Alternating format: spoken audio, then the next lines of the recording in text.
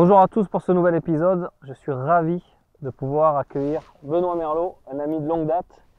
Et on me dit souvent voilà, qui est Benoît, c'est un frère d'armes finalement, puisqu'on a commencé il y a plus de 10 ans, on avait monté ensemble le centre de développement de l'agroécologie qui existe toujours. Et j'ai la joie aujourd'hui de pouvoir être sur son exploitation. Voilà, plus de 300 hectares en agriculture biologique, diversifiée, vente à la ferme, des produits fabriqués sur site, sur la ferme, à la fois avec les cultures et les animaux. On va pouvoir explorer ce que c'est qu'un système agroécologique complet dans lequel on essaye de faire en sorte que les déchets d'un atelier puissent devenir une richesse pour un autre atelier.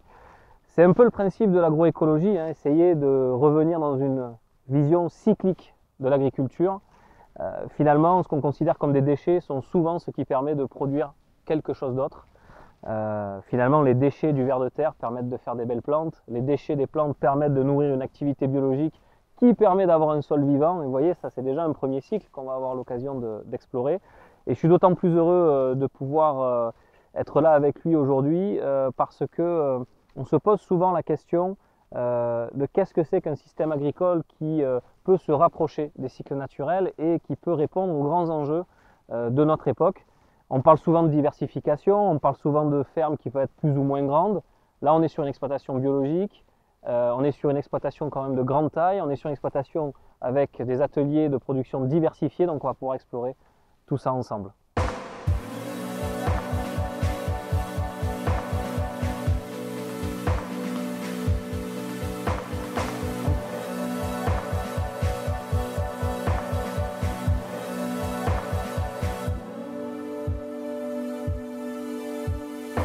Bon Benoît, bonjour. Bonjour. Donc ravi d'être avec toi. On va débuter peut-être par comprendre ton système de production. Voilà, on est chez toi là, on est sur une de tes parcelles. Qu'est-ce que tu peux nous dire sur ton exploitation agricole et puis comment tu l'as conçue, et puis après on regardera un peu ce qu'on a sous nos pieds pour que les gens comprennent comment on produit finalement du blé, de la farine et l'ortie. Alors nous aujourd'hui, les Jardins d'Estive, c'est une exploitation qui possède une surface en location en propriété de 300 hectares. Dans ces 300 hectares, on est en termes de proportion sur 90 hectares, 95 hectares de prairies naturelles, 170 hectares de culture et donc l'écart, c'est des prairies temporaires qui vont être inclus dans le système de culture, qui vont être soit des trèfles, soit des luzernes. Pour nourrir les animaux. Pour nourrir les animaux, donc j'allais y venir. Donc effectivement, donc un beau troupeau aubrac qu'on aura l'occasion de voir à un moment donné. Donc des aubracs en sélection, menés en pâturage tournant dynamique pendant la belle saison, pendant l'hiver en hivernage en bâtiment. Et après, c'est vrai que ce qui nous caractérise, on va dire, d'un point de vue situation géographique en région Rhône-Alpes, on va dire, c'est notre diversification au niveau du système de culture, des systèmes de culture.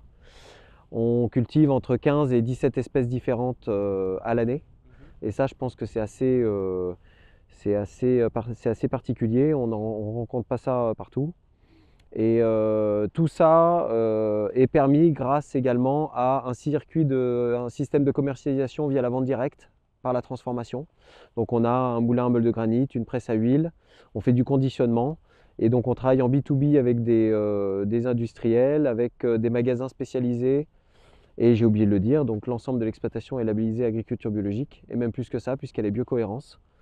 Et donc c'est ce système de commercialisation qui fait qu'on a pu également diversifier les systèmes de culture et introduire des cultures type légumineuses à graines comme lentilles, pois chiches, mais également du lin, du millet blanc, etc. Super. Et donc on est sur une exploitation vraiment familiale puisque tu y travailles avec ta femme, et donc il y a eu la jointure des expertises sur les cultures et sur la transformation entre vous pour pouvoir aboutir à Absolument. Aujourd'hui, on se répartit en fonction de l'été et l'hiver les tâches. Moi, c'est vrai que l'hiver, je m'occupe plutôt le matin du paillage, du nourrissement et du soin des bêtes. Meryl vient me rejoindre également en fin de matinée pour s'en occuper. Sinon, elle est à la transfo. Et après, c'est vrai qu'il y a peu de travail sur les cultures. Et Après, par contre, je vois plus du tout les vaches à partir de mars-avril jusqu'à... alors plus du tout, c'est pas tout à fait vrai. Quand il y a des grosses périodes de manipulation ou de soins, il faut qu'on y soit tous. Mais c'est vrai que c'est plutôt après Meryl qui gère tout ce qui est aspect élevage, commercialisation, vente directe. Donc on est très complémentaires en termes de compétences et de répartition du temps de travail. Qu'est-ce qui te plaît en te levant le matin? C'est de faire quelque chose où on se sent bien, où on est à sa place. Et bon pour l'environnement, du moins on l'espère, et bon pour les hommes. Voilà. Ça, c'est les fondements du système au démarrage. Je me souviens des discussions qu'on avait il y a plus de 10 ans. L'agroécologie qui était un peu conspuée à l'époque. Et aujourd'hui, de voir exécuter dans la vraie vie, c'est magnifique. Là, on est sur un champ de blé, de céréales. Est-ce que tu peux nous dire qu'est-ce qu'il a de différent, on va dire, du champ de blé standard? Alors déjà, il n'y a pas eu d'intervention en produits phytosanitaires, en post-semi-prélevés, puisque on est en agriculture biologique, donc les produits phytosanitaires de synthèse sont interdits, les herbicides, les fongicides, les insecticides. Et donc ici, on est caractérisé, enfin les sols, alors plutôt le type de sol, donc on est sur des... c'est assez difficile à dire parce qu'on est sur de l'argileux sur le milieu de parcelle et sinon on a des alluvions de rivières qui sont sur les bords. Donc la Bresse est caractérisée par justement une hétérogénéité parcellaire. Donc ça c'est plutôt compliqué à gérer en termes de machinisme et d'intervention. Donc on a plusieurs typologies de sol dans la même parcelle. Dans la même Ici, parcelle. on a des cailloux et de l'argile. Voilà. Plus loin, on va retrouver des particules comme du limon, par exemple, qui Voilà. vont être des limons profonds. Et on est sur des terroirs qui changent un peu au fil de voilà. l'exploitation. Alors, c'est des contraintes, mais c'est également une force et des opportunités pour produire telle ou telle espèce, pour les attribuer dans tel ou tel système de culture. Et donc là, en l'occurrence, en particulier sur ces parcelles, on est dans le système de culture où la rotation est la plus courte, donc on est sur une rotation de 5 ans. On a beaucoup de légumineuses à graines. On a également la possibilité de faire 3 cultures en 2 ans, avec des cultures en dérobé, et ça c'est permis par la présence de l'irrigation. On est sur donc du millet blanc, du sorgho également très précoce.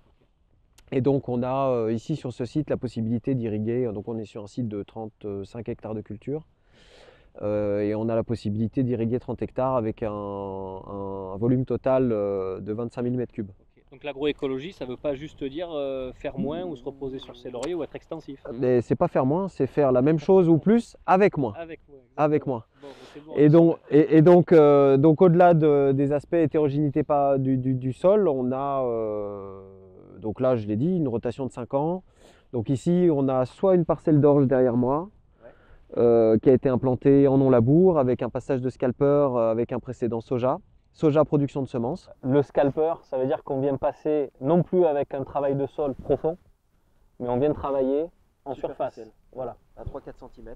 Ce qui fait qu'en fait, on a un effet désherbage, on a un effet affinage du futur lit de semences, mais on n'est pas en train de déstabiliser en profondeur un sol où normalement, si tu as bien fait les choses, et a priori tu l'as bien fait, on a assez d'activité biologique et notamment de lombriques pour structurer les horizons profonds. Ici, avec ce précédent, avec cette parcelle-là, j'ai considéré que j'étais en capacité de le faire. Voilà. Donc selon la parcelle, selon l'année, selon le climat, selon la culture, on va adapter l'itinéraire. C'est une logique et c'est une vision complètement opportuniste. C'est-à-dire que si on peut gagner du temps et du gasoil en termes d'itinéraire technique, eh ben on ne va pas se gêner de le faire.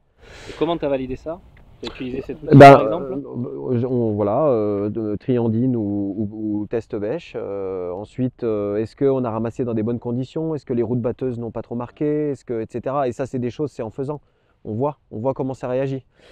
Si on regarde par exemple le blé qui est à côté, ce blé, son précédent, c'est une lentille verte.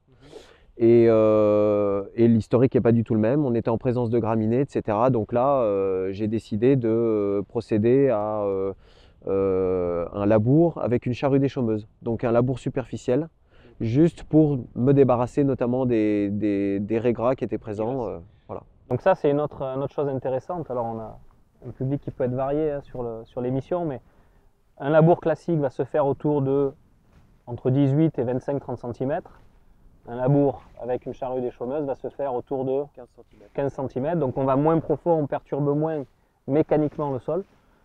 Par contre, ça permet de lutter contre certaines mauvaises herbes, hein, puisqu'il n'y a pas d'herbicides en agriculture biologique, pour les mettre un peu profond et éviter qu'elles reviennent. Ce qui va être intéressant, c'est peut-être de venir regarder un peu ce qu'il y a dans ce sol, parce que les bases d'une agriculture durable, c'est un sol vivant, un sol fertile. Donc la question, c'est qu'est-ce que c'est qu'un sol fertile? On a parlé des lombriques, on a parlé, on va dire, d'une structure de sol qui doit être à même de permettre un bon enracinement. Et là, on va regarder. Alors, il y a un outil. Souvent, on dit que l'agriculture, c'est cher et que le diagnostic est cher, mais a priori, si nous en avons une avec un manche en plastique qui doit faire peut-être au moins 25, 30, voire 40 euros, ici, nous avons le modèle standard qui doit coûter 13 ou 15 euros. Donc, a priori, amorti sur 7 ans, ça ne devrait pas être compliqué d'avoir ce type d'outil de diagnostic. Et donc d'ailleurs nous on forme énormément sur ce qu'on appelle le test bêche et qu'on va faire aujourd'hui. C'est la base pour venir décider si je travaille les sols ou pas et pour commencer à diagnostiquer son sol. Donc on va jeter un œil dans ce sol. Alors il y a beaucoup de cailloux, donc on est obligé d'utiliser ce qu'on appelle une triandine, hein, et pas donc une bêche plate qui ne pourrait pas pénétrer. Et même là des fois on peut tomber sur quelque chose qui va être problématique. Comment tu considères tes sols, toi, déjà? C'est un travail où on essaie de perturber le moins possible, où la rotation est diversifiée, où les apports de matière organique sont conséquents, où les sols sont couverts le plus possible. Donc on essaye de compenser les effets dépréciatifs des différents travaux de sol qu'on pourrait avoir, voilà, par les apports de matière organique, par différentes choses. Là, on peut dire qu'on est dans les premiers semis qui ont été réalisés sur l'automne. Donc là on voit, on a la céréale au stade talage, dès que ça va se réchauffer, ça va partir relativement vite. On a des bons précédents, il n'y a pas eu un apport de matière organique à l'automne dernier, mais il y en a eu un l'année d'avant. Donc je dirais normalement on devrait être en bonne posture, les résidus ont été restitués, etc. Donc il y a tout ce qu'il faut pour que normalement ça marche. Donc plusieurs choses qu'a dit Benoît sont intéressantes, c'est-à-dire qu'on a parlé des résidus, on a parlé de la gestion des matières organiques, c'est-à-dire les apports de végétaux finalement morts, mélangés ou pas d'ailleurs, avec des matières animales qui permettent de nourrir l'activité biologique du sol. Quand on parle de résidus, on va parler de végétaux morts qui vont nourrir la faune du sol, et donc on va voir si ce sol qui est un volume et non une surface fonctionne bien. Voilà. Alors on va sortir la portion de sol et qu'est-ce qu'on observe déjà? On a un petit copain là. Et donc là on s'aperçoit qu'on a un petit copain ici déjà, un lombric. Moi j'ai coutume de dire que si on doit chercher la biodiversité, c'est qu'il n'y en a pas assez. Donc là on voit qu'on a déjà un lombric ici, on casse à peine le sol, on en a un là. Donc on va juste mettre la bêchée sur le côté et regarder ce qu'on a ici. Encore un lombric là, un lombric ici. Donc j'ai coutume de dire que effectivement si on cherche la biodiversité, comme je l'ai dit, c'est qu'il n'y en a pas assez. Ici on casse à peine le sol, pourtant nous sommes en hiver, il n'a pas fait chaud et on a quand même des vers de terre actifs. Ça veut dire que ce milieu, qui est ce sol là sous nos pieds, est un milieu propice à leur activité. Un ver de terre qui n'est pas en activité va être enroulé sur lui-même, ce qui n'est pas le cas ici, hein. On voit bien que le ver de terre était actif, hein. Il est là, il est en activité. Donc ce sol, finalement, c'est ce qu'on appelle une niche écologique, hein. On a à la fois un milieu propice et à la fois de l'activité, de l'alimentation pour que ces animaux qui travaillent pour nous, on va dire 24 heures sur 24, il n'y a pas d'URSSAF a priori sur le ver de terre, ils ne se plaignent pas beaucoup et donc il nous permet de structurer le sol. Vous voyez ici, il fait des galeries. Et là, on n'a pas travaillé ce sol-là, donc vous voyez, le sol, on va dire qu'il n'est pas, c'est pas un sol de jardin, hein. Il y a quelques, il peut apparaître relativement compact, et pourtant, on a des trous partout, fabriqués par la faune, et c'est ça qui permet, ce que tu disais, de faire des économies de gasoil. Si le sol va bien, si on a des voies de drainage, si le sol est relativement poreux, ça ne sert à rien de s'embêter. Regardez, je casse encore le sol, on a encore un ver de terre ici. Donc à chaque fois que je viens casser le sol, je retrouve des traces d'activité biologique. Donc ça te satisfait? Oui, c'est plutôt pas mal, surtout que moi ce qui m'intéresse c'est de savoir si la culture arrive à s'enraciner correctement, arrive à puiser les ressources dont elle a besoin dans le sol. Et là on voit que typiquement la mission est accomplie puisque on voit des racines qui traversent en fait les horizons. Alors là c'est l'horizon superficiel, mais on espère qu'elles vont continuer le chemin. Et on voit qu'il y Pas de a, maison, là, hein. voilà, on voit qu'il y a beaucoup de radicelles, c'est structuré. Voilà. Donc ça veut dire que au final, sur une parcelle comme ça, on se pose la question de comment on fait pour améliorer le bilan environnemental de l'agriculture. C'est assez simple. Ici, est-ce que je dois dire le travail de sol c'est bien ou c'est mal? Le travail de sol c'est soit utile, soit inutile. Dans ce cas, il était inutile parce qu'on a quelqu'un, un agriculteur qui peut faire le diagnostic et donc il aurait pu ameublir son sol en profondeur à 20 ou 25 cm. Il a décidé de ne pas le faire parce que ça n'était pas utile. Et donc, il y a eu des économies de gasoil et de temps de travail. Parce qu'on est passé entre un itinéraire avec le labour, etc., par rapport à l'itinéraire de scalpage, on a gagné largement 1h15, 1h30 à l'hectare. Hein. Voilà. Et on a gagné surtout quasiment 70%. Je pense que tu as gagné 70% de gasoil. Voilà, facile. Donc, comment je fais pour améliorer le bilan environnemental? Je dois diminuer les interventions et les intrants. Hein. C'est quand même intéressant de se dire qu'on veut aller vers une agriculture plus sobre, donc plus économe à certains égards. Et donc ça, c'est intéressant parce qu'on peut le faire ici grâce à l'activité biologique qui est liée à des méthodes de management particulières, les rotations des cultures, la gestion des matières organiques. On a parlé des couverts végétaux, donc c'est des choses qu'on verra sans doute au printemps parce qu'on reviendra sur ton exploitation agricole pour explorer cette diversité-là. Mais donc là, on a déjà la preuve par l'exemple. Donc on vient d'explorer finalement le sol, on vient de se poser la question, est-ce que c'est un bon milieu pour une activité biologique qui peut nous rendre service? Et donc on a vu pas mal de lombriques. Moi ce que j'aime avoir, c'est au moins 5 à 6 lombriques lorsque je fais une bêchée. On voit qu'on les a largement. Et une diversité de lombriques. Et là, vous voyez ici, le commun des mortels se dirait que ça, c'est un lombric jeune et ça, un lombric adulte. Pas du tout. Ce sont deux lombrics adultes de deux espèces différentes. Ici, un ver de terre dit endogé. Hein, donc, il est adulte parce qu'on voit qu'il a un anneau ici. Donc, cet anneau, c'est là où son appareil reproducteur. Et puis ici, un autre ver de terre avec une tête beaucoup plus colorée, qui est sans doute une petite espèce d'anécique. Donc, un ver de terre endogé qui reste à l'intérieur du sol et qui navigue de façon latérale, et puis un ver de terre qui va sortir à la surface du sol pour se nourrir des fameux résidus de culture qu'il vaut mieux laisser à la surface du sol. Donc c'est intéressant de voir aussi que on a des acteurs qui nous rendent des services, mais il faut comprendre qui ils sont, comment ils agissent, ce qu'ils mangent, où ils vivent, pour pouvoir presque les élever comme un troupeau de vaches. Donc, tu as un élevage de lombriques et tu en es conscient, c'est pour ça qu'il a l'air d'être à peu près heureux. Ok, super. Bon, ça c'est intéressant. On voit des choses très concrètes. Bon, après cette courte intervention terrain, mais c'était important de voir quelle est la réalité sur le terrain, comment on regarde un sol, pour qu'on commence à capter la réalité des choses. On va passer en salle pour pouvoir discuter de l'histoire de la ferme et puis d'autres sujets importants parce que la condition des agriculteurs, qu'est-ce que ça veut dire être agriculteur, où en est l'agriculture aujourd'hui en 2024, sont des sujets assez importants et on va en discuter ensemble un peu à bâton rompu.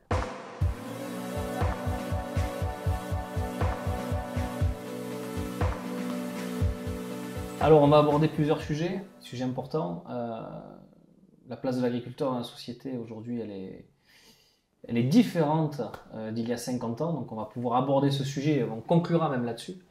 Et pour débuter un peu cet entretien, j'aimerais qu'on reparle un peu de ton histoire. On a fait finalement l'école d'ingénieur ensemble. On était relativement bon en agronomie, on va dire ça comme ça, à l'époque. Et donc, moi j'ai décidé de monter cette entreprise, de pouvoir aller faire du conseil auprès des agriculteurs. Aujourd'hui, on a la chance de le faire dans une vingtaine de pays de façon très opérationnelle et je suis très heureux de faire ça. Je me suis posé la question de reprendre la ferme familiale, de devenir agriculteur à plusieurs reprises et je pense que tous les gens passionnés d'agronomie se posent cette question à un moment donné. Toi, tu n'as jamais eu vraiment de doute finalement, tu as toujours voulu t'installer en tant qu'agriculteur. Tu as fait d'ailleurs aussi de l'apiculture pendant très longtemps alors que tu étais en études, je pense qu'on pourra y revenir. Qu'est-ce qui t'a donné envie finalement, plutôt que de te dire tiens je vais être cadre de l'agriculture, je vais faire ingénieur, je vais accompagner les agriculteurs ou je vais travailler dans une institution X ou Y, publique ou privée en relation avec l'agriculture? Pourquoi tu as toujours eu cette conviction de vouloir vraiment revenir à la terre et devenir agriculteur? Alors effectivement, donc on a fait les mêmes études. Moi, je me suis spécialisé à la fin donc sur un parcours plutôt recherche. effectivement. Et j'ai considéré à ce moment-là que ma voie n'était pas forcément là-dedans. Des recherches de financement, beaucoup de bureautique, etc. Et de par mon histoire, donc effectivement avec la partie apicole, où j'avais déjà un pied dans la production, le suivi de cheptel, la commercialisation, eh bien c'est un peu tout naturellement quand même que je me suis dirigé vers l'aspect productif, mais des choses que je connaissais un peu moins, alors que théoriquement, puisqu'on l'avait vu pendant les différentes années d'enseignement. Mais c'est plutôt les grandes cultures qui m'ont attiré. Et alors que c'est vrai que sur les thématiques recherche, j'étais plutôt spécialisé biodiversité fonctionnelle. Ouais. Donc l'étude des auxiliaires de culture, des ravageurs en système maraîcher, plutôt grande culture. Ouais. Et c'est vrai que alors j'ai par ailleurs été sportif de haut niveau dans ma jeunesse. C'est vrai. Et je pense que c'est beaucoup de choses qui contribuent au fait que j'aime bien faire les choses par moi-même. J'aime bien réfléchir, faire les choses par moi-même. Et voilà. Et donc, c'est vrai que le métier d'agriculteur était plutôt intéressant de ce point de vue. Le rapport à la nature. Et c'est pour ça que les jardins d'estive sont sortis de terre, tout simplement. Ouais. Mais ça a démarré quand même, je me souviens, donc tu avais on va dire un petit lopin de terre autour de, on va dire, la maison familiale au final, où tu étais avec tes parents, tu faisais l'apiculture là-bas, en Oui, grande partie, mais pas que, parce que tu faisais aussi une forme de transhumance, à certains égards. oui. Parce que ça démarquait en fait cet attrait pour l'aviculture, parce qu'au Ah bah, final, tu n'étais pas de ce alors, milieu. non, absolument. Donc nous, la structure, c'est une installation hors cadre familial, hein. Donc effectivement, on a tout créé de toutes pièces, le système. Moi, l'aventure agricole, elle démarre avec l'apiculture à l'âge de 12 ans. Voilà. Ouais. Donc je tombe sur les livres d'apiculture de mon père, qui en a fait dans sa jeunesse aussi, et qui malheureusement un jour a dû abandonner il a eu une réaction allergique à une piqûre, et donc il a pu poursuivre cette activité. Et en fait, j'ai été formé, j'ai eu un peu un maître, un rapport de maître à élève un peu sur la partie apicole, ce en quoi je crois énormément, la relation maître à élève, hein. C'est pour ça qu'aussi sur l'exploitation, on prend aussi des apprentis. Et On donc, l'oublie ça, qu'en fait la transmission de savoir voilà. se fait entre celui qui a l'expérience et celui qui doit l'acquérir, et pas simplement avec des savoirs théoriques. Bon, c'est une aparté. Oui, oui, mais c'est Je très pense important. qu'on oublie C'est beaucoup que cette transmission de savoir fonctionne. c'est très important. Je l'ai eu sur la partie apicole, je l'ai un peu eu sur la partie travail du sol dans le territoire où je suis avec les différents types de sols, via un collègue qui m'a donné énormément de conseils. Et donc, je pense dans toutes les composantes, enfin dans tous les secteurs d'activité, c'est des choses qui sont intéressantes. Ouais. Euh, Donc apiculture, et après petit à petit, déjà tu décides de faire alors, ingénieur agronome oui, parce que alors l'apiculture. l'éveil à l'environnement, voilà, la protection de l'environnement, euh, les plantes. Avant de rentrer en école d'agro, je suis passé par la fac également, donc beaucoup de biologie, d'enzymologie, de botanique, etc. Et donc ça, c'est toutes des choses qui m'ont intéressé assez vite et sur lesquelles j'ai approfondi. Donc on en vient au fait que tu souhaites t'installer. Comment ça s'est passé finalement de façon très concrète? Comment on aboutit au fait de se dire c'est telle exploitation que je veux, c'est comme ça que je veux faire, j'ai envie de ce système qu'on a commencé à regarder, c'est-à-dire diversifié avec toutes ces techniques-là. C'est quoi le cheminement finalement qui amène à ça? Alors le déclic, c'est en mémoire de fin d'études où j'étais en mémoire recherche, effectivement. Donc voilà, je faisais mes relevés parcellaires, et en fait j'ai pris une décision à ce moment-là. J'ai dit je vais chercher à m'installer. Mm. Donc ça s'est passé très bêtement, hein, entre guillemets, puisque j'ai cherché des exploitations à reprendre dans le répertoire des par installation. D'accord. Donc de chambre d'agriculture de l'Ain. Ça aurait pu être ailleurs, mais il s'avère que dans l'Ain, j'ai trouvé quelque chose. Alors, j'ai pas trouvé énormément au début. C'est pour ça que j'ai construit un système plutôt initialement basé sur les grandes cultures diversifiées avec de la transformation. Donc en 2013, lors du démarrage de l'exploitation, on était sur une quarantaine d'hectares. Ouais. J'étais tout seul. Par contre, j'ai mis tout de suite en place le moulin, la presse à huile et la commercialisation en direct. Voilà. Le système a duré pas très très longtemps en l'état, puisque à partir de 2015-2016, on a eu l'opportunité de reprendre des surfaces Ouais. avec mon épouse Meryl, qui s'est installée à ce moment-là. Et c'est son arrivée qui a fait que on a mis en place les ateliers d'élevage. Donc au début, c'était un atelier porcin d'engraissement. On n'avait pas de naissage. C'était plutôt c'était engraissement. Donc on achetait des lots de porcelets. On achetait 2 fois dans l'année et on engraissait. Et les porcelets valorisaient les coproduits de la transformation. On en reparlera un peu plus tard. Et on a mis en place le cheptel Aubrac. Euh, l'aspect sélection génétique et l'aspect Donc les vente Aubrac directe. qui sont une race spécifique de viande, Alors, d'animaux, de vaches, à vocation alors, viande. historiquement, c'est une race qui est plutôt mixte, Oui, qui servait à l'attraction, à la production laitière et à la production de viande. oui, Et les schémas de sélection ont fait que dès les années 80-90, on a plutôt orienté vers plutôt la production de viande, oui. tout en conservant des qualités maternelles. Voilà, ça C'est ça c'est qui t'a plu. intéressant. Ça nous a plu. Des caractères rustiques. Mm. La rusticité, c'est le comportement alimentaire, c'est la capacité d'encombrement, donc la capacité à la vache d'ingérer des fourrages, notamment grossiers, donc des fourrages de prairies naturelles principalement, et son aptitude à la marche. Donc voilà, alors même si nous, on n'est pas sur des contreforts de collines, de montagnes, le troupeau est mené en pâturage tournant dynamique toute l'année. Donc en fait, il faut que les vaches, elles aient des bonnes pattes, bonnes cornes, bonne qualité d'aplomb, etc. C'est intéressant parce que on reviendra après sur l'historique, mais et comment se passe une installation agricole et on verra qu'il y a eu quelques problématiques pour que ceux qui aident à l'installation comprennent le système. Mais la façon là, dont on est en train de parler du façonnage d'un troupeau, de la génétique, je pense que la plupart des gens se disent que la génétique c'est quelque chose de lointain. Tu vois, quand on parle de la génétique, on se dit bon ben voilà, qu'est-ce que ça veut dire la génétique? Ben, c'est un gars dans un labo en train de bidouiller quelque chose dans les gènes d'une plante ou de je ne sais quoi. C'est important quand même de dire que pour un éleveur, on va essayer de rechercher des qualités chez les animaux qui sont en lien avec sa génétique, qui sont en lien avec la façon de venir les élever, c'est plutôt l'épigénétique. Mais en fait, vous avez fait un énorme travail de sélection ces 10 dernières années. D'ailleurs, vous avez été primé, vous êtes reconnu à l'échelle nationale pour la qualité des animaux. Et donc, quand tu parles de bonne patte, bonne corde, qualité maternelle, etc., conformation de l'animal, capacité à ingérer tel ou tel type de nourriture, c'est des choses qui se visent, c'est des choses qui se rationalisent, en fait, quand on est sur Oui, l'exploitation. absolument. Donc, il y a les notations phénotypiques, c'est-à-dire l'individu, celui-là, il est plus gros, il est plus Mm. petit, etc. La qualité de ses membres, son volume, les longueurs de culottes, de cuisses, etc. Et après, en fait, il y a tout l'aspect productif qu'on relève avec un système d'évaluation qu'on appelle VA4, c'est-à-dire avec des pesées successives des veaux, et c'est comme ça qu'on a la production laitière, notamment des mères. Voilà. Et je fais exprès de faire cet aparté, mais je pense que c'est important, on est dedans.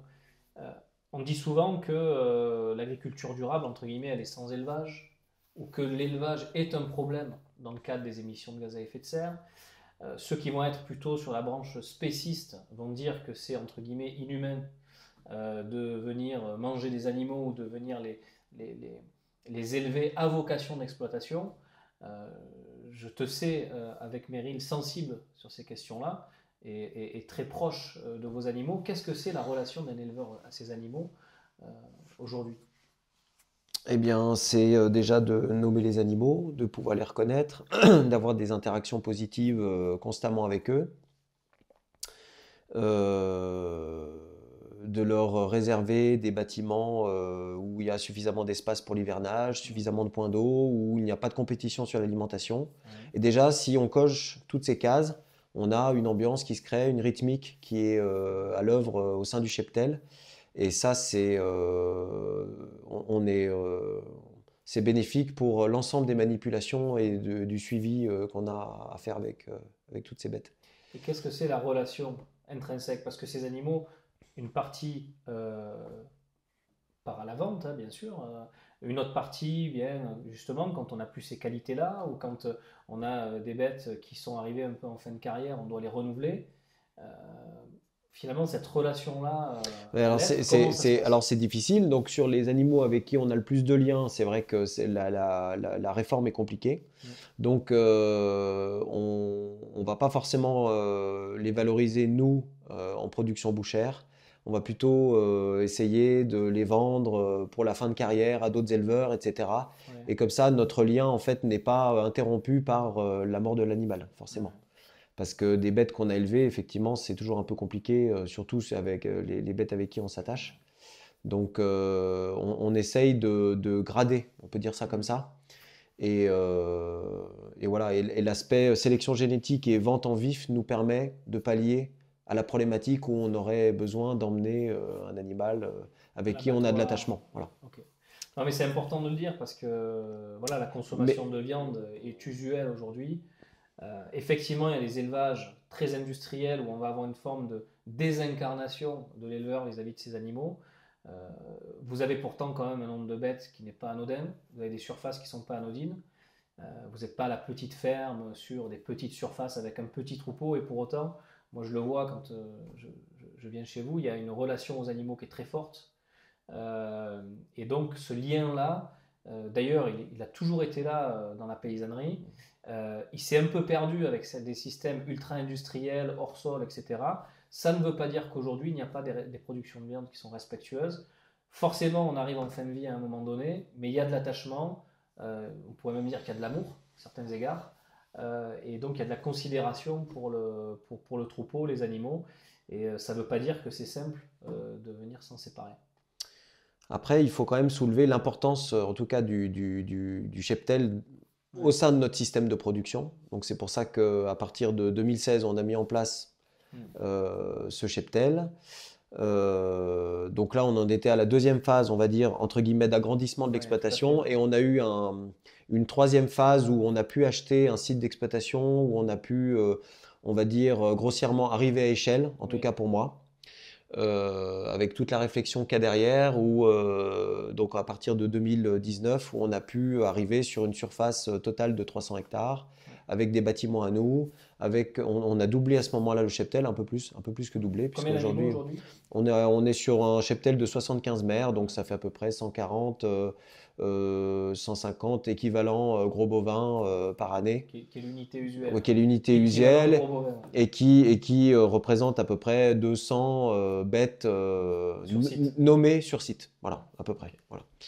Et donc, on a parlé de la proportion tout à l'heure, hein, 90 hectares de prairies naturelles, 170 hectares de culture. Voilà. Et donc, quand tu as façonné ce système, moi je me souviens que, entre guillemets, tu l'avais vraiment designé, ce système, hein, c'est pensé à l'avance. Souvent, on croit que l'agroécologie, c'est revenir en arrière ou faire des choses un peu du passé. C'est pas vrai. L'agroécologie, c'est utiliser toute la science et la planification pour avoir la bonne relation entre les ateliers. Euh, Comment tu as pensé cette interaction entre l'animal et les cultures, et même vous avez pensé avec Meryl, avec son arrivée, donc qui a amené d'autres ateliers sur site. Comment ça se passe, comment ça a été pensé, et est-ce qu'aujourd'hui tu es satisfait du résultat? Alors déjà, en agriculture biologique ou en système plutôt bas intrants, où on essaye de limiter les intrants qui viennent de l'extérieur de la ferme, donc les engrais de synthèse, les produits phytosanitaires, parce que tout le monde pourrait s'inspirer de certaines pratiques qu'on réalise sur l'exploitation. On a plusieurs problématiques, c'est-à-dire que pour première problématique, on a une disponibilité en azote, donc l'élément azote, qui est un souci notamment en agriculture biologique, puisque les engrais du commerce sont très chers. Mm. Leurs ressources, c'est de la farine de plume, de la soie, de la fiente, etc. Donc l'avantage d'avoir un cheptel, c'est que déjà on a nos fumiers et nos composts, premier élément. Et deuxièmement, on peut cultiver, exploiter des surfaces notamment prairiales qui vont être riches en légumineuses. Et là, on va profiter donc de la fixation symbiotique de l'azote pour faire rentrer de l'azote dans notre système d'exploitation. Voilà. Et de De manière l'azote gratuite. naturel, Des azotes gratuit. naturels, Ok. voilà, issus de Donc la ça, c'est un premier fixation. niveau. Voilà, ça c'est le premier niveau. Donc le cheptel consomme les prairies temporaires qui sont très riches en légumineuses, Oui. entre 55 et 60% si c'est les prairies de trèfle, et 100% si c'est les luzernières. Voilà. Donc ça permet de fixer de l'azote en tête de rotation avant de mettre en place les cultures pendant 4-5 ans. Voilà. Donc, ces fameuses types de plantes que tu cites, les luzernes, etc., qui sont des légumineuses, qui ont cette faculté de capter l'azote de l'air, voilà, et de nourrir les animaux avec aussi, parce que les animaux ont aussi besoin d'azote, Bien sûr. ils ont besoin d'énergie, Bien sûr. hein, c'est toujours un fin équilibre entre l'énergie et l'azote. Dans le sol, c'est finalement un peu pareil. Ok, donc ça c'est un premier niveau, c'est-à-dire avoir finalement un cycle de L'azote. la fertilité. Voilà. Donc c'est une réflexion sur ce qu'on appelle dans le jargon les cycles biogéochimiques, notamment Voilà. azote, voilà, phosphore, potasse, etc. etc. Voilà. Donc ça c'est un premier niveau. Ça, c'est un premier niveau. Le deuxième niveau, c'est pour assurer une rotation performante économiquement, techniquement, au niveau des cultures en agriculture biologique. On a une problématique de salissement, donc Ouais. de présence d'adventices, donc vivaces, annuelles. Et le fait d'avoir des prairies temporaires qui sont valorisées par le cheptel améliore la qualité des rotations, puisqu'on va avoir un effet, entre guillemets, désherbage de la présence de ces prairies.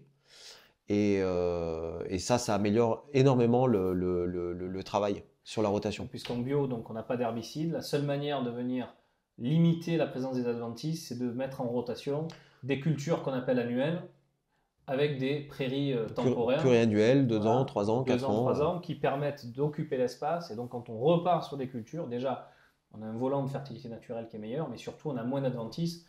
Et on peut cultiver, dans tes rotations les plus longues, c'est combien, 7 ans?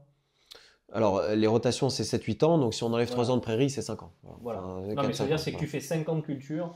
Quand tu arrives au bout, il y a peut-être des problématiques de disponibilité en azote, comme tu l'as dit. Il y a peut-être des problématiques d'adventice. Le fait de repartir de sur structure, une prairie, de structure potentiellement. Sol, parce qu'on est passé avec les machines. Et donc là, on repart sur 2 ans, 3 ans, 4 ans de prairie qui permet de remettre le système à niveau, à flot.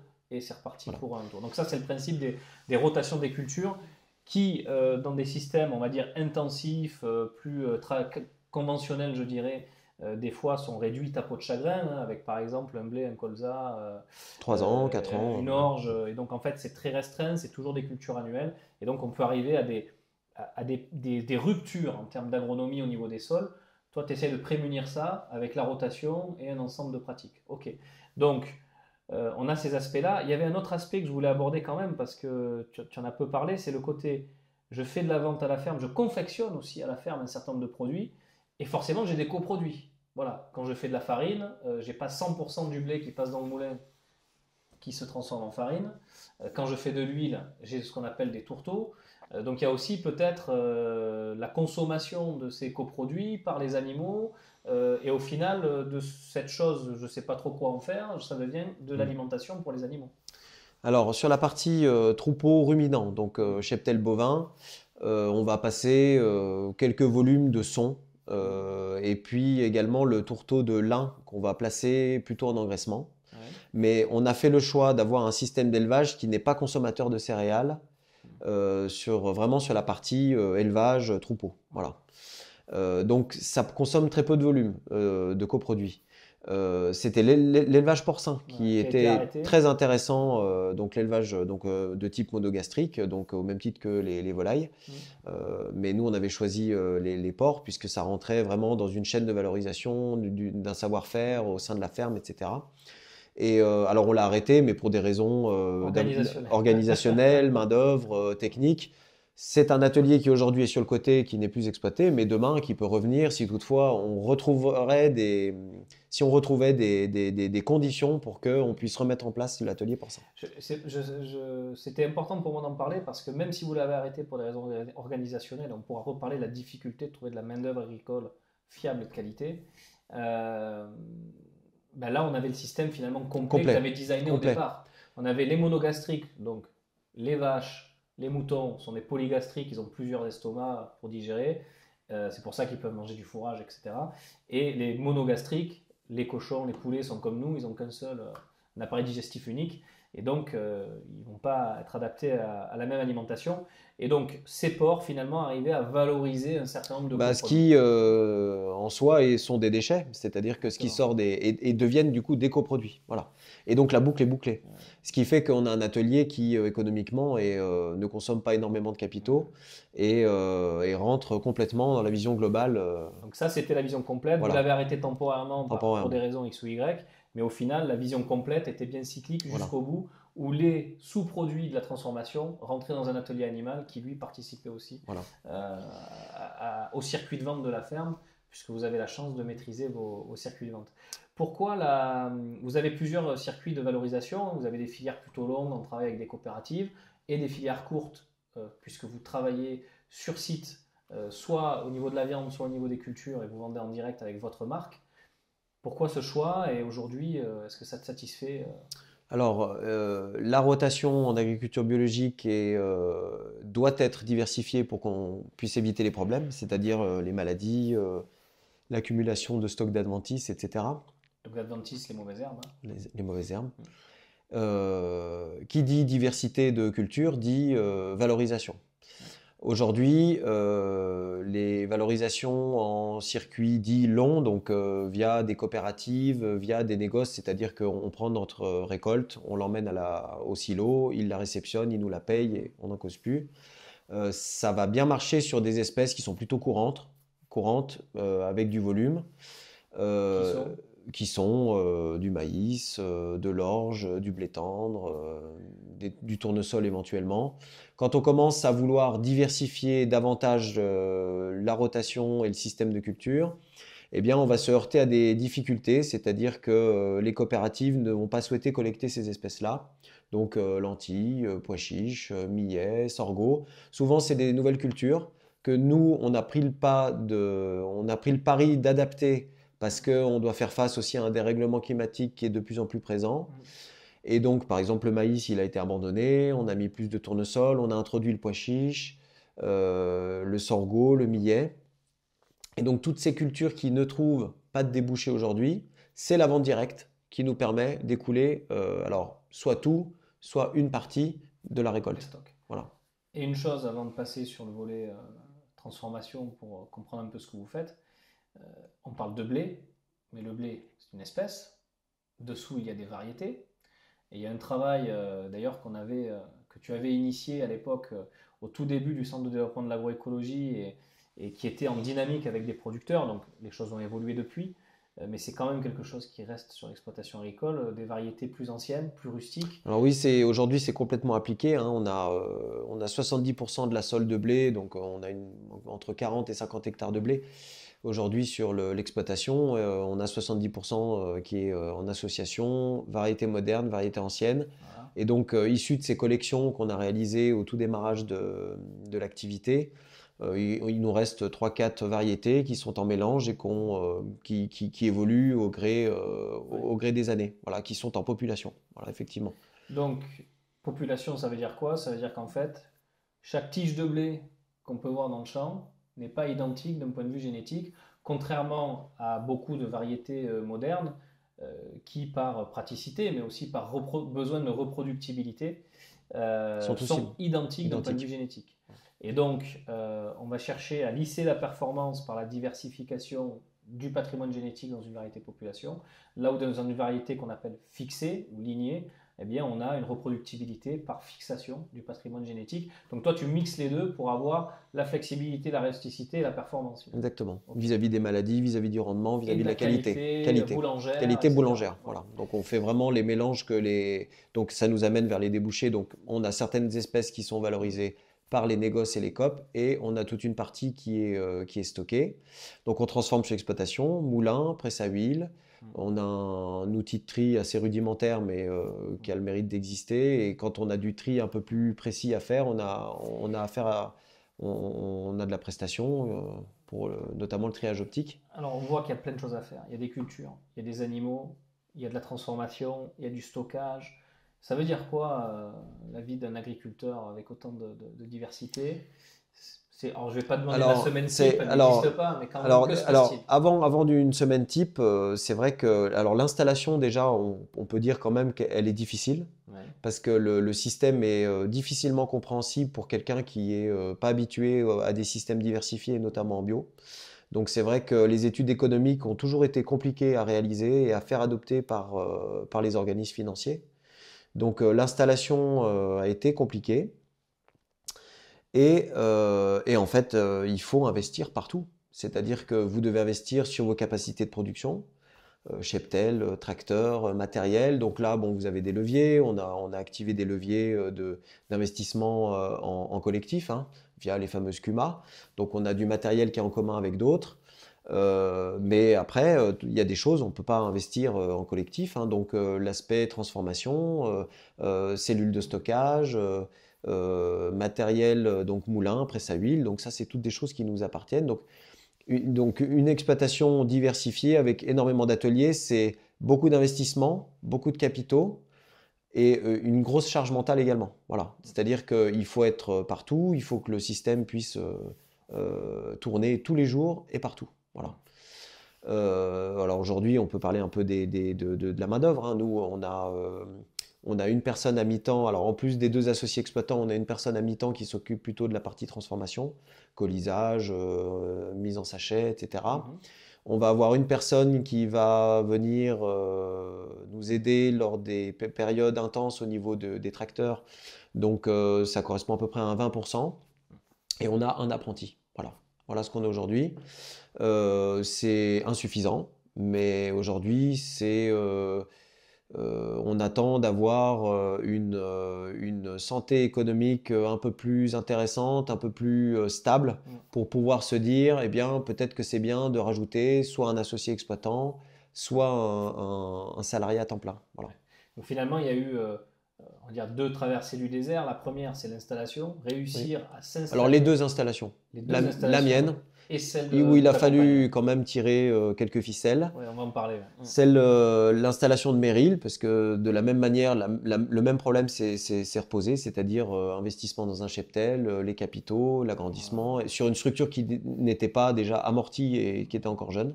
Et en fait, 2013, c'est pas très très loin, hein. Ouais, Donc la structure, de toute façon, reste jeune.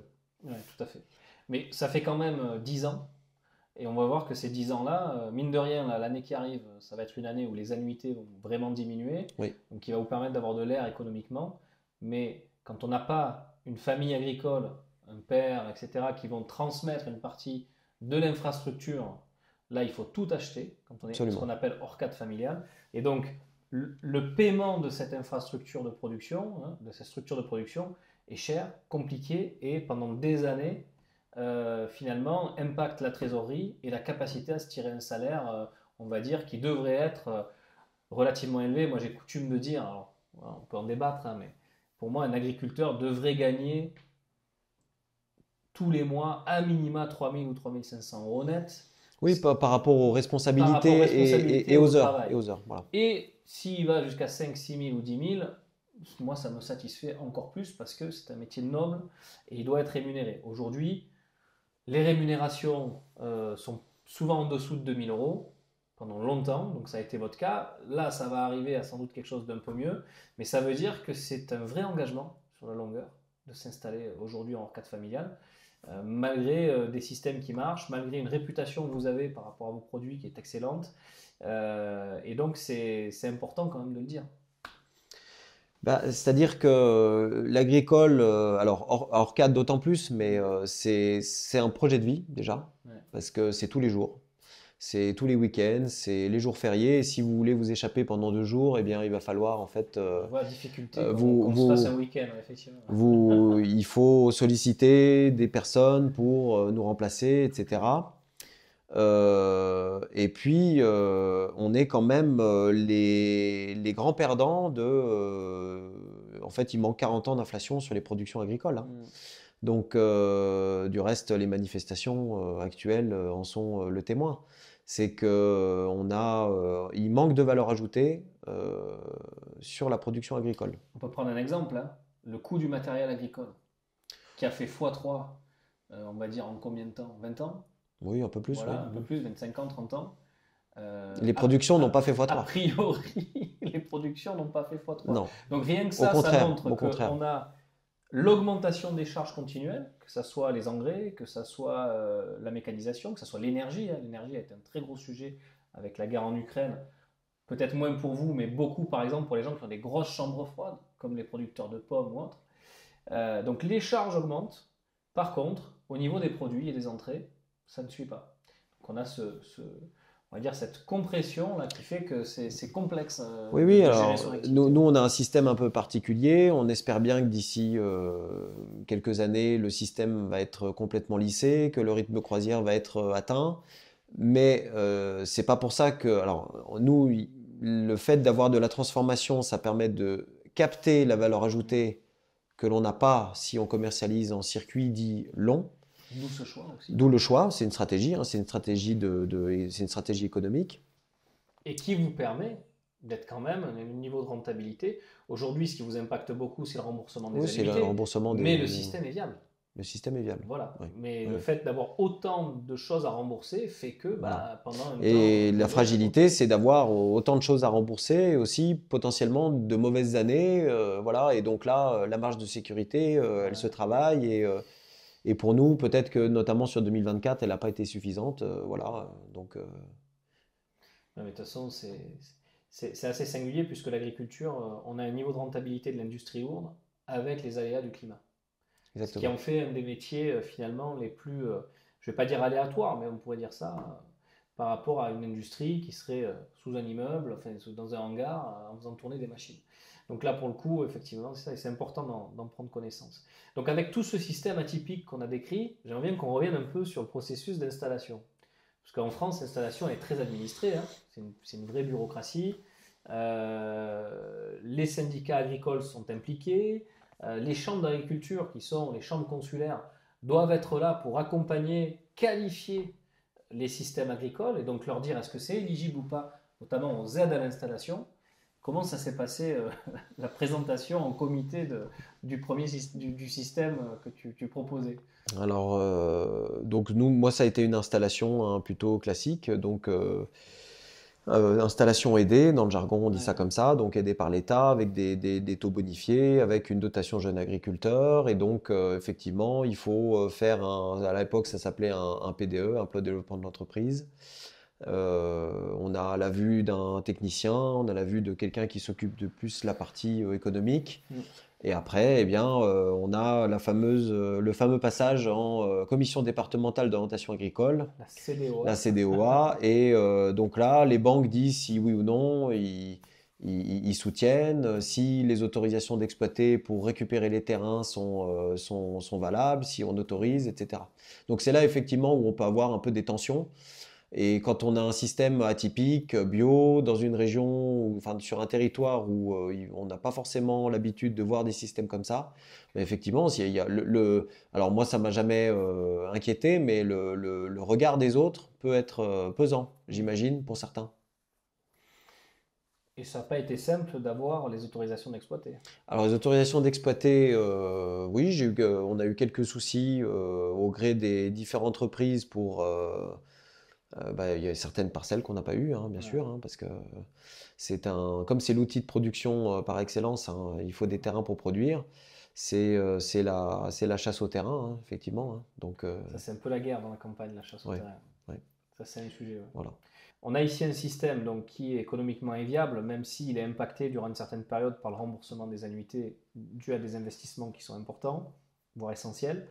Mais il a fallu quand même l'intervention, dans ton cas, d'une personnalité importante de la région Rhône-Alpes pour pouvoir faire en sorte que ton installation se fasse et que tu aies finalement les conditions de tout agriculteur. C'est-à-dire que oui, c'est-à-dire qu'il fallait un petit mot pour dire, mais vous savez, la personne que vous avez en face de vous qui demande des prêts, eh bien effectivement, on le connaît, il est sérieux, c'est pas quelqu'un qui sort de nulle part, et donc il y a des compétences.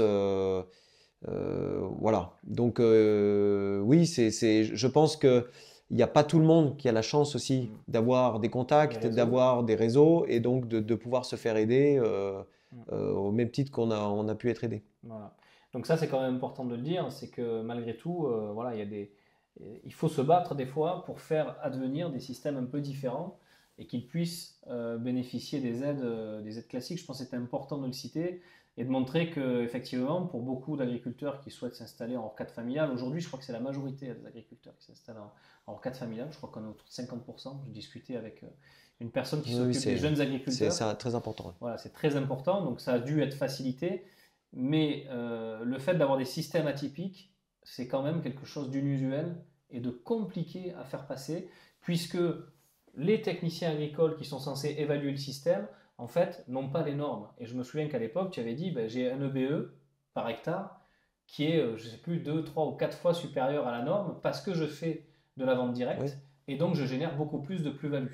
Et donc rien que ce phénomène-là où d'un coup, tu sors des moyennes par rapport à donc l'excédent brut d'exploitation, la rentabilité à l'hectare, ça a déjà été un sujet et ça pouvait être compliqué.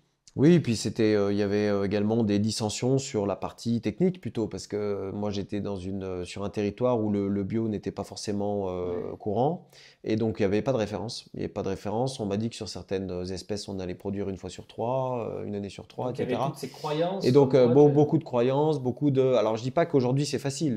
Je dis que en fait c'est également la diversité du système qui fait que il y a des effets de compensation. Voilà. Oui, en fait.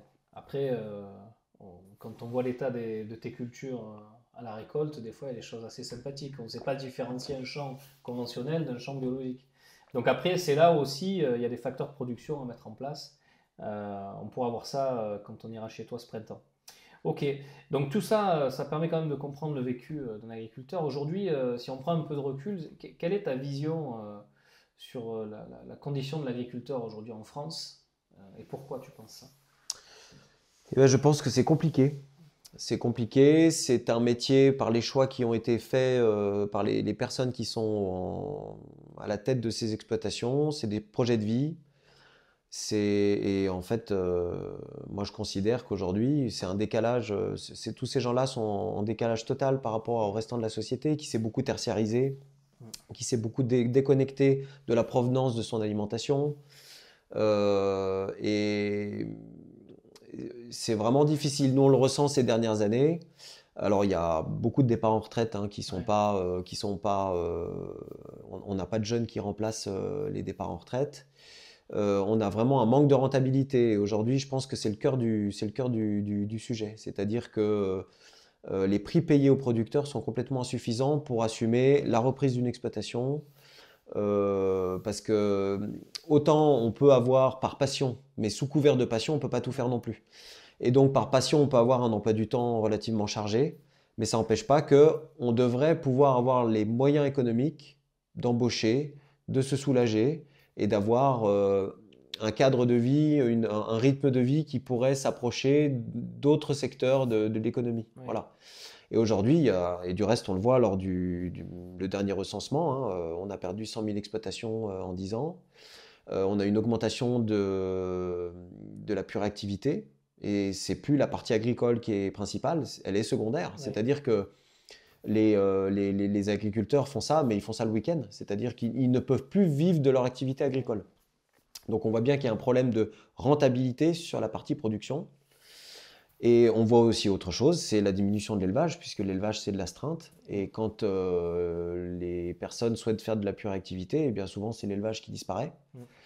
Donc dans un tel système, comment voulez-vous demander à des agriculteurs de faire la même chose ou mieux, mais avec moins? C'est impossible.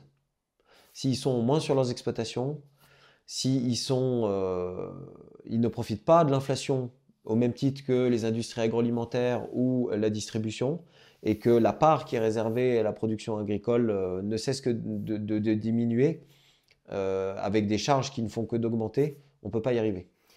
Alors, comment tu l'expliques, ce phénomène? Moi j'ai mon hypothèse, mais enfin, c'est pas qu'une hypothèse, il y a des faits derrière ça. Comment t'expliques qu'on ne profite pas de cette inflation? Alors, moi je préférerais l'analyse, Pourquoi on n'a pas les prix qu'il faudrait, voilà. Parce qu'on n'a jamais raisonné coût de production. C'est-à-dire qu'il faudrait mettre en avant nos coûts de production au sein de chaque interprofession et de pouvoir. Moi, ça existait avant 92. On avait des systèmes de soutien par les prix. Il y a d'autres pays qui le font, la Suisse, les États-Unis. Et donc, je ne vois pas pourquoi on ne pourrait pas s'orienter là-dessus. C'est-à-dire que si admettons qu'on soit dans un marché mondialisé, le prix mondial ne permet pas de rémunérer correctement les agriculteurs français, et bien là, effectivement, on a des mécanismes de correction qui vont venir, qui font qu'on va avoir un prix payé qui sera satisfaisant. Voilà. Mais comment on orchestre ça? Parce que par exemple, si je prends l'exemple de la Suisse, tu es franco-suisse. La Suisse, entre guillemets, ferme ses frontières jusqu'au moment où ils n'ont pas la cam et donc ils la font venir. Des systèmes de quotas. Voilà. Voilà. Et donc, au Ils final, font du protectionnisme. voilà. C'est-à-dire qu'en fait, ce qui gère un prix, c'est l'offre et la demande. Si je restreins l'offre avec une demande constante, les prix vont pouvoir se stabiliser à un niveau intéressant. Si je m'ouvre aux 80, entre guillemets, je peux avoir des difficultés parce que un producteur au Brésil ou un producteur même en Europe de l'Est, pour parler que de la communauté, enfin de l'Union européenne, va produire à moindre coût. Nous, on le voit, on travaille beaucoup en Europe de l'Est, en Bulgarie, en Hongrie, beaucoup en Pologne. Ces fameux prix des tracteurs, de l'énergie, etc., sont tous moins chers. Entre 15 et jusqu'à des fois 30% moins cher pour certaines catégories. Ouais, je pense qu'il y a certaines catégories, sous couvert d'inflation, font des surmarges, effectivement. Voilà. Et donc, on l'a bien vu pendant... ça fait depuis 2023 que le marché bio se porte pas très bien. Ouais. Enfin, assez Dû à difficilement. l'inflation aussi, les gens n'arrivent plus à le consommer. Alors, il y a l'inflation, mais pas que, puisqu'il y a quand même beaucoup d'études qui ont montré que souvent la grande distribution faisait des surmarges sur la partie bio, parce qu'ils considéraient que les consommateurs qui allaient choisir des produits bio avaient les moyens financiers, et qu'au lieu de faire entre 20 et 30% de marge sur un produit, eh bien, ils n'avaient pas de scrupule à mettre 40, par exemple, 40%. Et donc, dans un contexte inflationniste où tout est compliqué, eh bien, effectivement... quand le porte-monnaie se réduit. Parce que ce qu'il faut bien comprendre, c'est qu'aujourd'hui, sur 100 € de dépenses alimentaires, alors l'alimentation, c'est 15% d'un budget, à peu près en moyenne. Chaque année, ça varie de peu. Contre 50-60 dans les années 1950. Voilà. Donc c'est 15%, donc le reste, c'est des loisirs, c'est de paiement de loyer, etc. Sur ces 15%, alors quand on prend 100 € de dépenses alimentaires, on va avoir seulement 7 €. 7 € qui vont partir sur la production agricole uniquement. Le reste, ça sert à payer de la logistique, du marketing, tout ce qu'on veut. Donc, si on raisonne, en gros, c'est 7% de 15%, donc 1%. Aujourd'hui, les gens attribuent, il y a 1% de ce qu'ils donnent pour l'agriculture. Ouais. Voilà.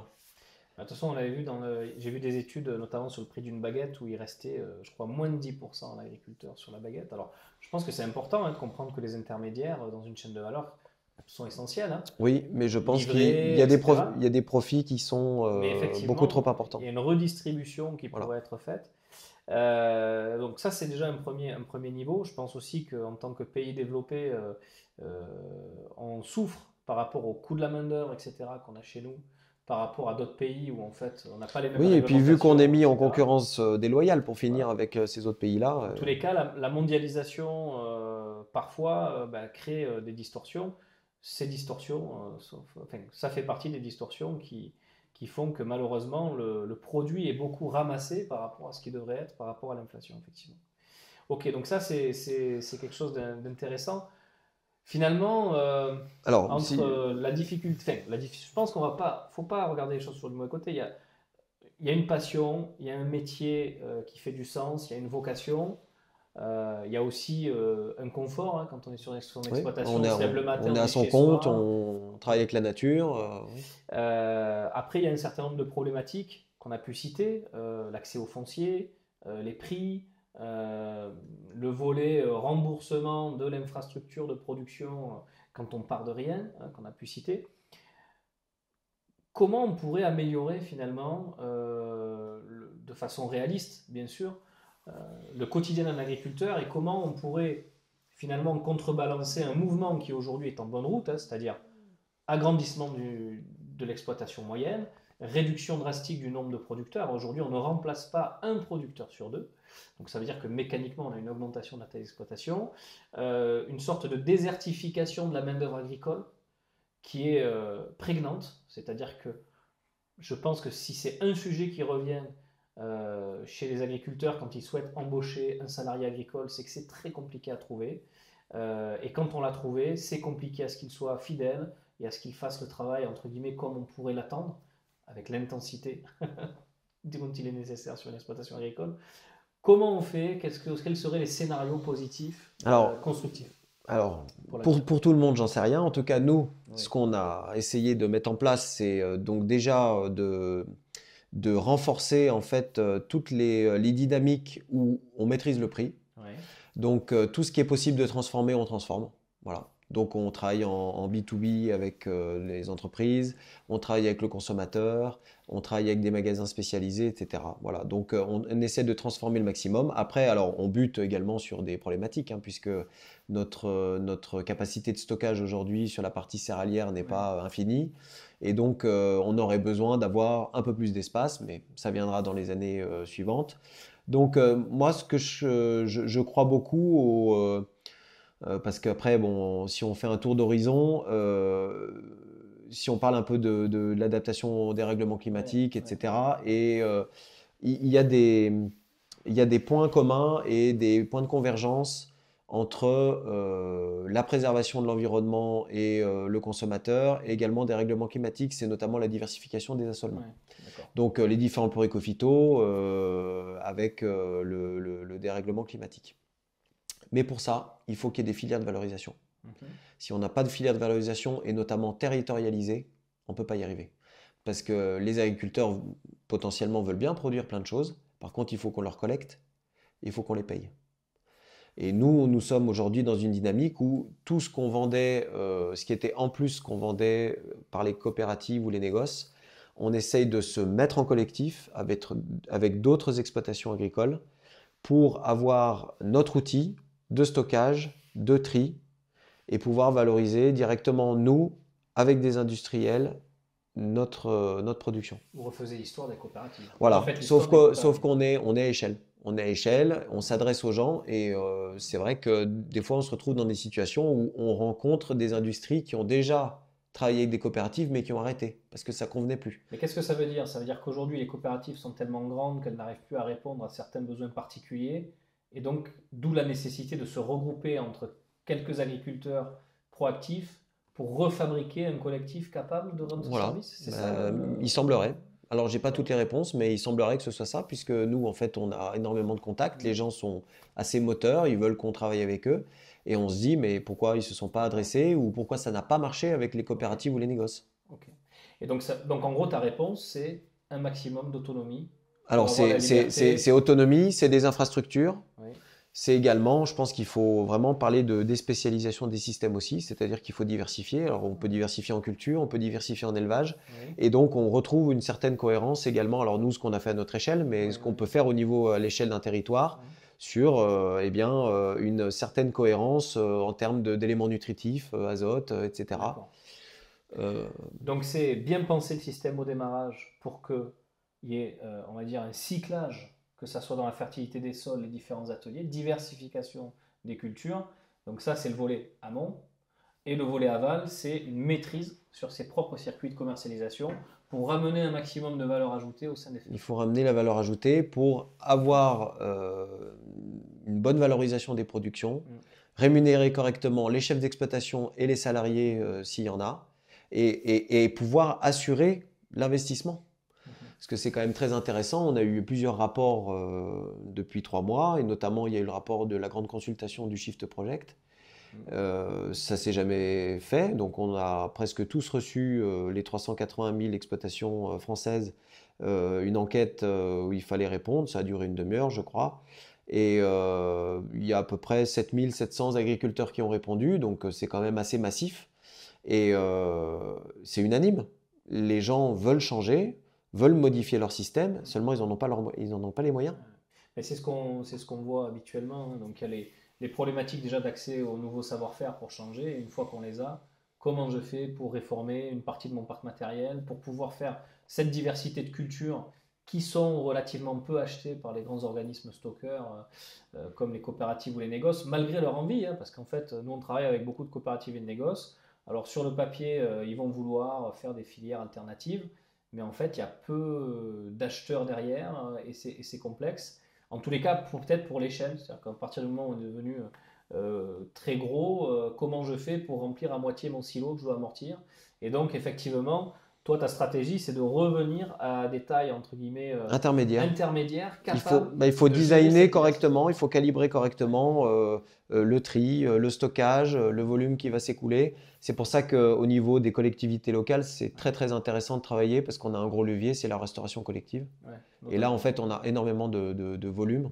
Voilà. Et donc, pour toutes les productions, c'est extrêmement intéressant. Et les élus sont plutôt moteurs. Super. Bon, mais c'est vachement intéressant. Donc, on a quand même pu constater la complexité de la mise en place de ce système, mais au final, son effet. On voit que les solutions, quand même, sont pas simples à mettre en œuvre. Et au final, on doit compter sur soi-même. Hein. Moi, c'est ce que je retiens. C'est-à-dire qu'à un moment donné, à la fois le design et la conception du système, tu n'as compté que sur toi-même. Et au final, avec la difficulté d'écouler sur les surfaces que tu as, parce que tu as plus, voilà, tu as 300 hectares, tout ne rentre pas dans l'autoconsommation et la fabrication de produits que tu vends en vente directe, eh bien, de pouvoir valoriser la diversité dont tu as besoin pour avoir un système agronomique cohérent sur des filières que tu choisis et que tu maîtrises. Et donc, on voit bien tous les verrous qu'il y a dans la transition agricole, les verrous amont, parce qu'on en a peu parlé, mais mine de rien, pour orchestrer tout ça, il faut quand même du savoir-faire, il faut de la technique. Donc nous, on est passionnés de ces domaines-là. Un agriculteur qui souhaiterait mettre en place ça et qui n'a pas le bagage technique va devoir l'acquérir, donc c'est une aventure en soi. Enfin, nous, on le voit, hein, on doit former 1200 agriculteurs et techniciens par an. On voit bien des fois la distance qu'il y a entre les savoirs et les savoir-faire dont on a besoin et puis là où en sont les gens. Hein. Parfois, on l'a vu sur le terrain avec les lombrics. Bon, si je veux du lombric, je dois savoir comment il fonctionne, où il vit. Je dois comprendre finalement, tout comme avec tes animaux, tu dois savoir comment ils se comportent et puis ce qu'ils sont en bonne santé. Ben, c'est la même chose au niveau de la vie du sol pour avoir un sol fertile. Mais pour réussir à comprendre ça, il faut les connaissances de base. Donc déjà, il y a une première aventure. Et après, il y a l'aventure de la réforme du système initial qui, s'il est très simplifié et entre guillemets très linéaire, hein, avec des rotations courtes, eh bien, il y a une autre aventure technique de transformation. Donc ça, c'est le volet amont. Et on s'aperçoit qu'une fois qu'on a fait tout le travail, il faut que ça suive derrière. Il faut que ça suive derrière. Il faut tout faire en même temps. Et donc, on va devoir travailler le volet commercialisation. Bon, moi, je sais, pour travailler avec ces entreprises-là, qu'elles essayent de faire de leur mieux, mais effectivement, il y a une telle inertie que si on veut être à la page, on doit s'occuper de ses affaires et on doit le faire sans attendre forcément que tout l'environnement autour change. D'ailleurs, moi, je pense que c'est la somme de ces initiatives de quelques agriculteurs qui vont fabriquer le changement sur les territoires. Parce qu'on parle souvent de filières territorialisées, mais c'est un concept. Qu'est-ce que ça veut dire? Oui. Ça veut dire que derrière, il y a des gens qui vont devoir les fabriquer. Il y a plein d'initiatives aujourd'hui. Je pense que la densité de ces initiatives vont sans doute faire émerger quelque chose à l'avenir. Mais on voit que ça va pas de soi. Merci beaucoup pour tout ce partage. Est-ce que tu as un mot à adresser globalement, un message à l'audience de cette émission, qui sont finalement voilà, des cadres supérieurs de l'agroalimentaire dont on parlait, des citoyens, des agronomes. Voilà. Est-ce que tu as un message à adresser? Message, je sais pas, mais en tout cas, voilà, 2024 a été une année très très compliquée pour l'agriculture française. Oui. On espère tous, mais ça, personne ne peut le dire et personne ne peut diriger, mais que la météo sera avec l'agriculture pour 2025. Parce qu'il faut des bonnes récoltes et dans tous les secteurs, dans toutes les filières. Et il faut, voilà, maintenant, ceux qui ont envie, ceux qui ont besoin de se lancer dans ces types d'activités-là, il faut absolument qu'ils le fassent. On a besoin d'énergie, on a besoin de savoir-faire, on a besoin que les fermes puissent se reprendre, même s'il y a des difficultés. Et difficultés, eh bien, il faut les lever à mesure, il faut trouver des solutions et il faut savoir aussi s'entourer. Voilà, mais il faut rien lâcher. Super. Où est-ce qu'on vous retrouve si on veut acheter vos produits? Alors, la vente à la ferme a lieu tous les vendredis. Oui, donc sur quelle commune? Sur la commune de Bagé-Dommartin, dans le département de l'Ain. Voilà. Ok. Donc, il y a une boutique en ligne. Donc, le site, c'est www.lesjardinsdestive.eu. Ok, bon, on mettra Voilà, dans on mettrait dans la description. Voilà.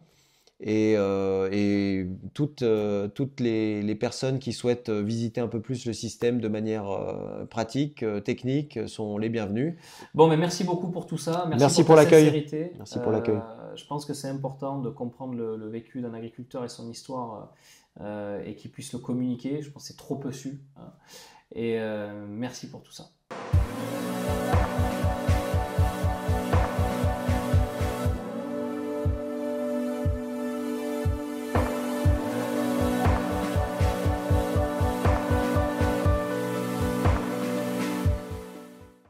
J'espère que vous avez aimé cet épisode avec Benoît Merlot. Je pense que c'est important de comprendre la réalité agricole en ce qu'elle est.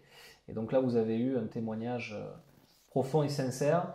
On aura l'occasion de revenir en profondeur sur le système. On va faire un petit tournage au printemps pour pouvoir, sur la ferme, observer comment se déroulent les choses dans la vraie vie.